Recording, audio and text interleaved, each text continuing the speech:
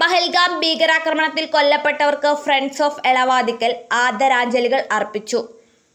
എളവാദിക്കൽ ക്ഷേത്ര പരിസരത്തു നിന്നും കൂറ്റനാട് സെന്റർ വരെ പ്ലക്കാർഡുകളും കറുത്ത ബാഡ്ജും ധരിച്ച് പ്രസിഡന്റ് PV മൂസയുടെ നേതൃത്വത്തിൽ മൗനജാഥ സംഘടിപ്പിച്ചു. സെക്രട്ടറിയും വിമുക്ത ഭടനുമായ ഷിനിൽ ജേക്കബ് അനുശോചന ഭാഷണം നടത്തി. അന്തരിച്ചവരുടെ കുടുംബങ്ങളുടെ ദുഃഖത്തിൽ പങ്കുചേർന്നുകൊണ്ടും രാജ്യം ഒറ്റക്കെട്ടായി ഇതിനെ തിരിച്ചടി നൽകണമെന്നുമുള്ള പ്രാർത്ഥനയുമായി ശ്രീധരൻ മെഴുകുതിരി കത്തിച്ച് ഐക്യദാർഢ്യം പ്രഖ്യാപിച്ചു. Treasurer Viswanathan, vice president Unnikrishnan, joint secretary Raghu കൂടാതെ എല്ലാ മെമ്പർമാരും പങ്കെടുത്തു. News desk Thrithala news.